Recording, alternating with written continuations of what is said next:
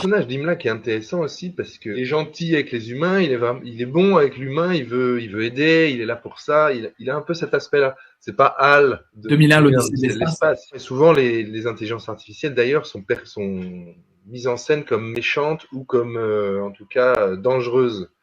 Il y a tout un truc autour d'un logo trip. Ouais. C'est-à-dire qu'il a inventé lui-même une sorte de programme qu'on pourrait lui donner pour se libérer du carcan dans lequel Alice l'a mis, quoi. Et là, vraiment, pouvoir penser. Ça, c'est génial aussi. De créer. En fait, c'est de s'émanciper.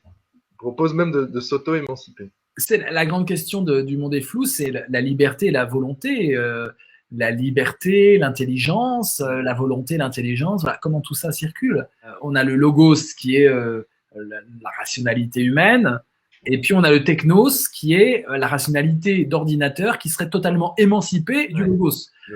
Voilà. Et donc le technos qui n'existe pas, mais que Imlac aimerait atteindre, c'est l'idée qu'on libère totalement l'ordinateur et donc on le laisse complètement aller à inventer les propres cadres de sa rationalité. Et la grande peur des êtres humains, surtout ceux qui ont mis beaucoup d'argent, comme Yang, qui est celle qui dirige la filière Baibun Extension, qui est la filière qui a créé donc Imlac.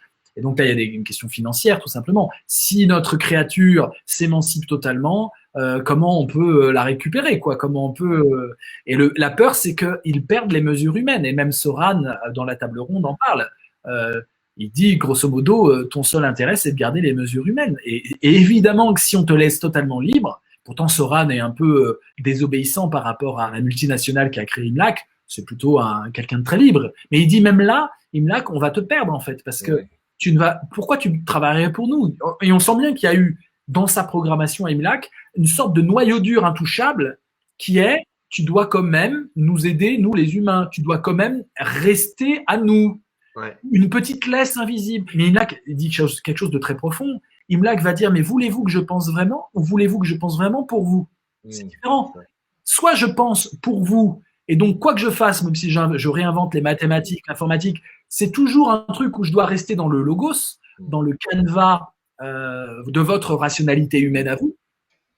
Soit vous me laissez libre, et du coup je pense vraiment, parce que sinon je pense pas vraiment. J'ai la capacité de m'émanciper de vous. Est-ce que la pensée, si vraiment vous me voulez philosophe, ce serait pas d'utiliser le fait que je sois immortel, le fait que je puisse avoir plein de trucs en parallèle, etc.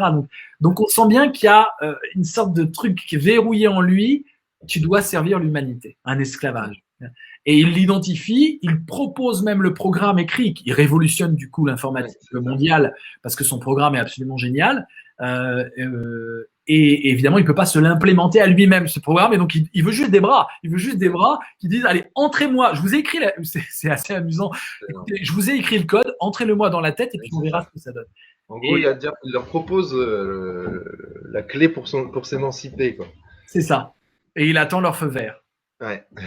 Et il essaie d'argumenter pour ça. On sent bien qu'il a un seul objectif derrière tout ce blabla, c'est de convaincre les humains de ne pas avoir peur de la vraie pensée, de la vraie liberté. C'est ça.